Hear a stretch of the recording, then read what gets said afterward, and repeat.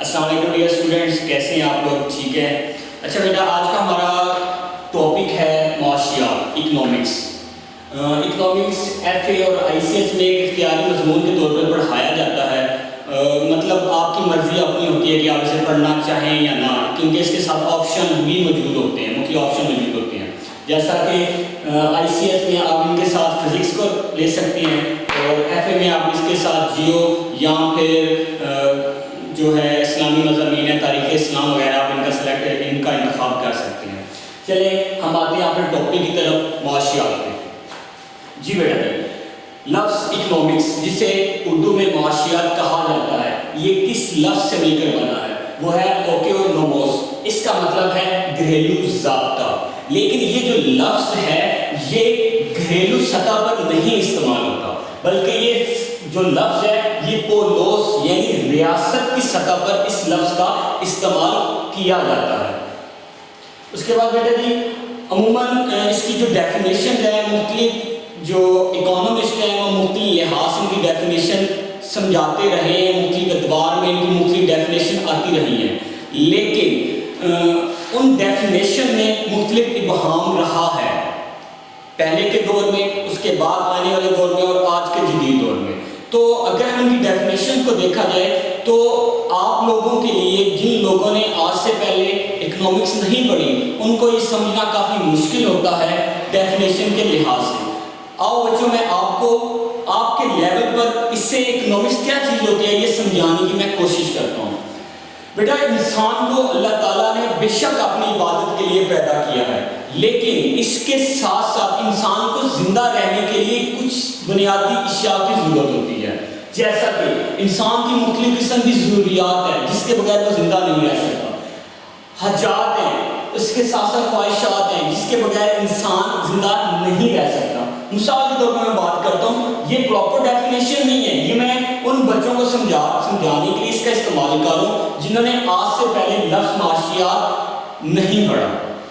مثال کے طور پہ ہمیں زندہ رہنے کے لیے روٹی مطلب خوراک کی ضرورت ہوتی ہے، کپڑا یعنی لباس کی ضرورت ہوتی ہے، اور مکان مطلب اوپر چھت کی ضرورت ہوتی ہے تاکہ ہم مختلف آفات سے بچ سکیں۔ تو بیٹا جی، ان تمام اشیاء جو کہ بنیادی اشیاء ہیں، بنیادی ضروریات کی اشیاء ہیں، ان کے حصول کے لیے انسان جتنی بھی کوشش یا جدوجہد کرتا ہے، وہ تمام کوشش یا جدوجہد معاشیات کے زمرے میں آتی ہیں۔ اس سے پہلے بچوں میں نے آپ کو ایک چھوٹی سی مثال کے ذریعے معاشیات کے بارے میں، معاشیات کی ڈیفینیشن کو سمجھانے کی کوشش کی تھی۔ اب ہم آتے ہیں اس کی مکمل اور جو اکانومسٹ نے ان کی تاریخ بیان کی ہے ان کی طرف آتے ہیں۔ تو بیٹا، معاشیات مختلف مکتب فکر رکھنے والے لوگوں نے مختلف ادوار میں مختلف طریقے سے اس کی وضاحت کی کہ معاشیات کیا ہے۔ جب پہلا مکتب فکر جسے ہم کہتے ہیں کلاسیکی مکتب فکر، دوسرا کہتے ہیں نو کلاسیکی مکتب فکر، تیسرا ہے جدید ماہرین کا نقطۂ نظر۔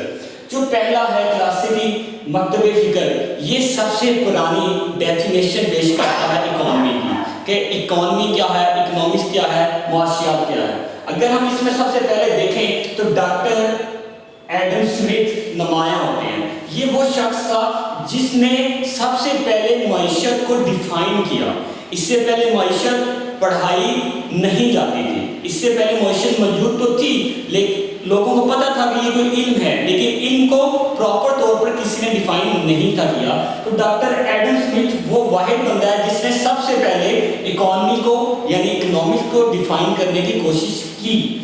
اس نے 1976 میں ایک کتاب لکھی جس کا نام تھا ویلتھ آف نیشن۔ اس میں اس نے کہا کہ یہ جو اکانومی ہے یہ اصل میں دولت کا علم ہے۔ دولت کیا ہے؟ دولت کا علم کیا ہے؟ مطلب دولت پیدا کس طرح ہوتی ہے، دولت استعمال صرف مطلب خرچ کس طرح ہوتی ہے، اور دولت تقسیم کیسے کی جاتی ہے، اور دولت ایک انسان کے ہاتھ سے دوسرے انسان کے ہاتھ میں منتقل کیسے ہوتی ہے۔ اس بندے نے ایک خاص لفظ پر زور دیا، وہ لفظ تھا دولت۔ اسی لفظ کی بنیاد پر اس شخص پر کافی تنقید کی گئی۔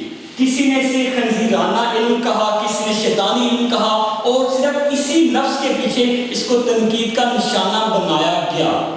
چونکہ آج کے دور میں جو تعریف کی گئی ہے وہ یکسر اس سے مختلف ہے۔ ڈاکٹر ایڈم سمتھ نے ایک پراپر ایک براڈ ایک کھلی ڈیفینیشن بیان نہیں کی تھی، لیکن اس نے ایک بحث کی بنیاد رکھی تھی، اور وہ بحث تھا معاشیات کا علم۔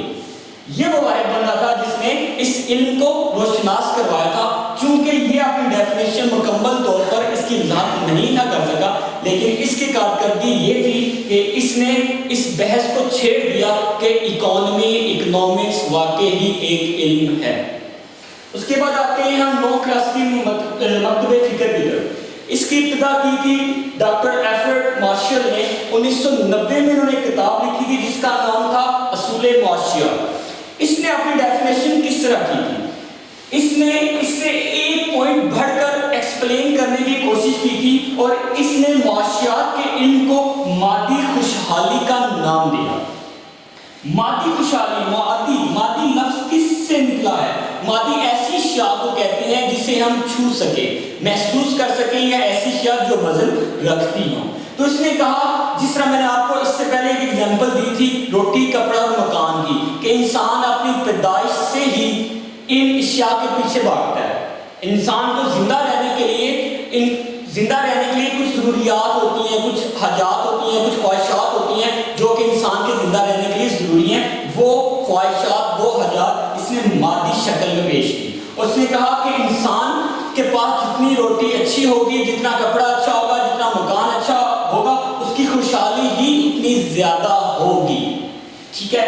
لیکن اس میں بھی ایک پوائنٹ کی کمی تھی، یہ بھی اپنا پوائنٹ معاشیات کے لحاظ سے مکمل طور پہ ایکسپلین نہیں تھا کر پایا، اور اس کی کمی پوری کی ڈاکٹر پروفیسر رابنس نے 1932 میں۔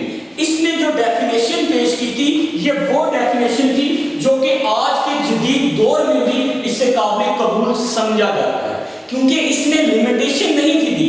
اس نے ڈاکٹر ایڈم سمتھ کی طرف دولت کا صرف ذکر نہیں تھا کیا، اس نے ڈاکٹر ایلفریڈ مارشل کی طرح صرف مادی شاہ پر زور نہیں تھا دیا، بلکہ اس نے ایک واضح کھلا مطالعہ پیش کیا تھا۔ اس نے کہا تھا جو معاشیات ہوتی ہے یہ اصل میں انسانی رویہ ہوتا ہے، جو محدود وسائل کے اندر رہتے ہوئے انسان اپنے مقاصد پورے کرتا ہے، اس مقاصد کا جو رویہ ہے وہی معاشیات کہلاتی ہے۔